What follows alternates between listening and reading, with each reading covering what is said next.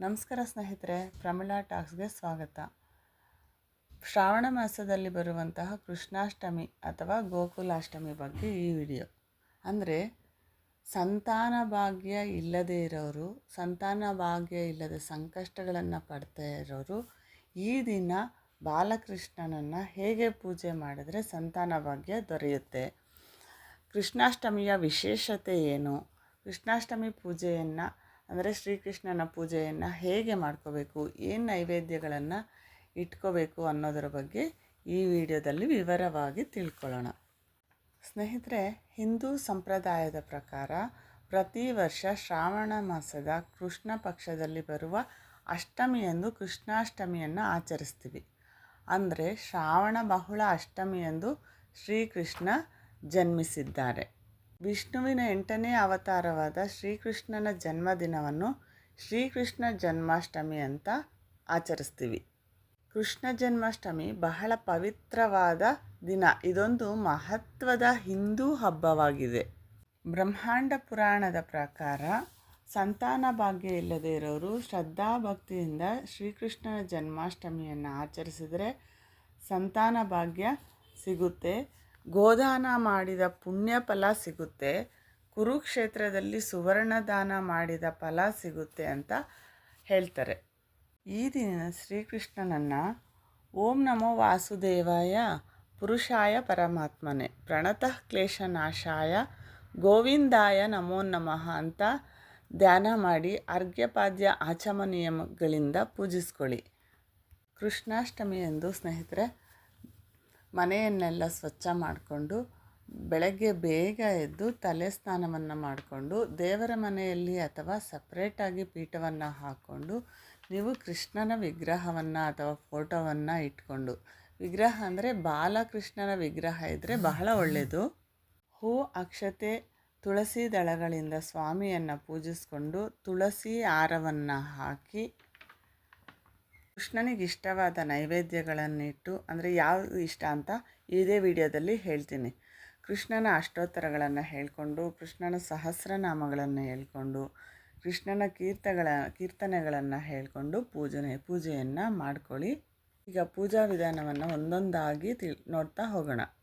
ಸ್ನೇಹಿತರೆ, ನಿಮ್ಮಲ್ಲಿ ಯಾರಿಗೆ ಸಂತಾನ ಸಮಸ್ಯೆ ಇದೆ, ವಿಳಂಬ ಸಂತಾನ, ಗರ್ಭಪಾತ ಇತ್ಯಾದಿಗಳು ಆಗ್ತಾ ಇದೆಯೋ ಅವರೆಲ್ಲ ಶ್ರದ್ಧಾಭಕ್ತಿಯಿಂದ ಕೃಷ್ಣ ಜನ್ಮಾಷ್ಟಮಿಯಂದು ಶ್ರೀಕೃಷ್ಣನ ಪೂಜೆಯನ್ನು ಮಾಡಿ ದಿನವೆಲ್ಲ ಕೃಷ್ಣನನ್ನು ಭಜಿಸಿ ಕೃಷ್ಣನ ಆಲಯಕ್ಕೆ ಹೋಗಿ ಬಂದರೆ ಖಂಡಿತ ಸಂತಾನ ಭಾಗ್ಯ ದೊರೆಯುತ್ತೆ.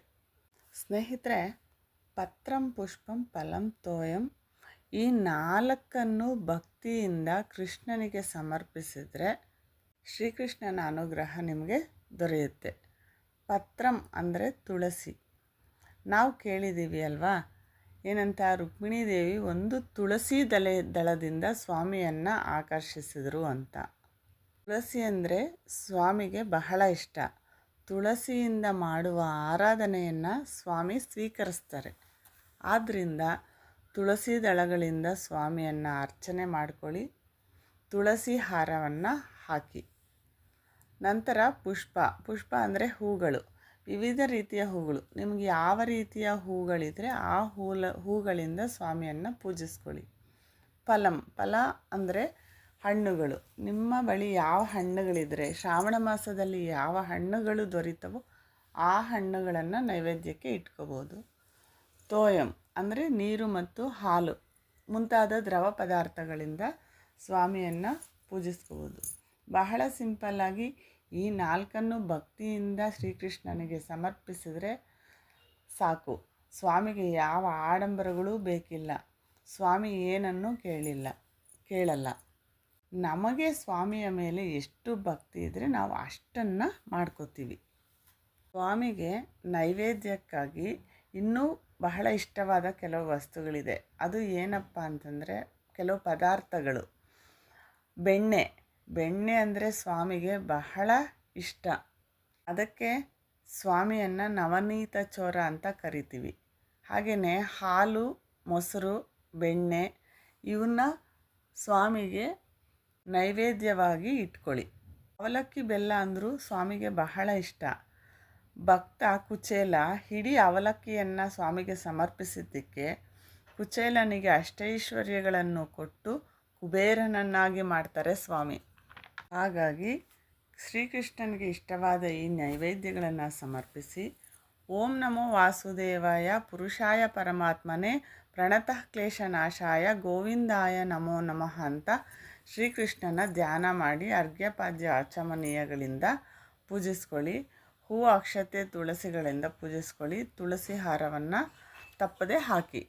ಹಾಗೆಯೇ ಕೃಷ್ಣಾಷ್ಟಮಿಯಂದು ಗಂಡು ಮಕ್ಕಳಿಗೆ, ಚಿಕ್ಕ ಮಕ್ಕಳಿಗೆ ಕೃಷ್ಣನ ವೇಷವನ್ನು ಹಾಕುವುದು, ಹೆಣ್ಣು ಮಕ್ಕಳಿಗೆ ಯಶೋದೆ ವೇಷ ಹಾಕುವಂಥದ್ದು, ಗೋಪಿಕೆಯರ ವೇಷವನ್ನು ಹಾಕುವಂಥದ್ದು, ಆಮೇಲೆ ಅಕ್ಕಿ ಹಿಟ್ಟಿನಲ್ಲಿ ತುಳಸಿ ಗಿಡದಿಂದ ಅಥವಾ ಆಚೆಯಿಂದ ಮನೆಯ ಮುಖ್ಯ ದ್ವಾರದ ಮೂಲಕ ದೇವರ ಮನೆಯವರೆಗೂ ಶ್ರೀಕೃಷ್ಣನ ಪುಟ್ಟ ಪುಟ್ಟ ಹೆಜ್ಜೆಗಳನ್ನು ಹಾಕುವಂಥದ್ದು, ಇವೆಲ್ಲ ಬಹಳ ವಿಶೇಷ.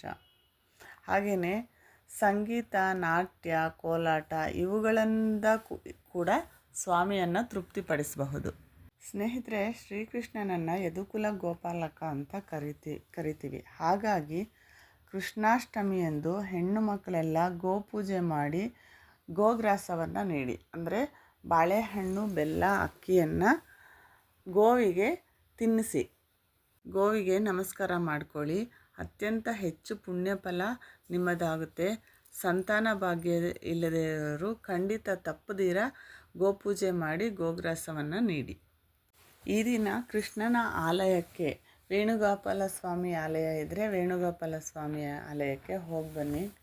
ಯಾವುದಾದ್ರೂ ಕೃಷ್ಣನ ಆಲಯಕ್ಕೆ ಹೋಗಿ ಬನ್ನಿರಿ. ನೀವು ಎಷ್ಟೇ ಮನೆಯಲ್ಲಿ ಪೂಜೆ ಮಾಡಿದರೂ ಆಲಯಗಳಿಗೆ ಹೋಗೋದು ಉತ್ತಮ. ಆಲಯಗಳಿಗೆ ಹೋಗಿ ಬನ್ನಿ.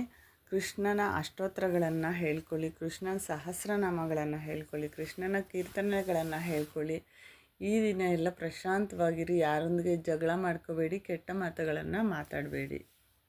2025 ಶ್ರಾವಣ ಮಾಸದಲ್ಲಿ ಕೃಷ್ಣ ಜನ್ಮಾಷ್ಟಮಿ ಯಾವತ್ತು ಬಂದಿದೆ, ಅಷ್ಟಮಿ ಸ್ಥಿತಿ ಯಾವಾಗಿದೆ, ರೋಹಿಣಿ ನಕ್ಷತ್ರ ಯಾವ ದಿನ ಇದೆ, ಇದೆಲ್ಲವನ್ನು ಮುಂದಿನ ವಿಡಿಯೋದಲ್ಲಿ ತಿಳಿಸ್ತೀನಿ. ಈ ವಿಡಿಯೋ ಇಷ್ಟ ಆಗಿದರೆ ಲೈಕ್ ಮಾಡಿ, ಶೇರ್ ಮಾಡಿ, ಸಬ್ಸ್ಕ್ರೈಬ್ ಮಾಡ್ಕೊಳ್ಳಿ ಸ್ನೇಹಿತರೆ.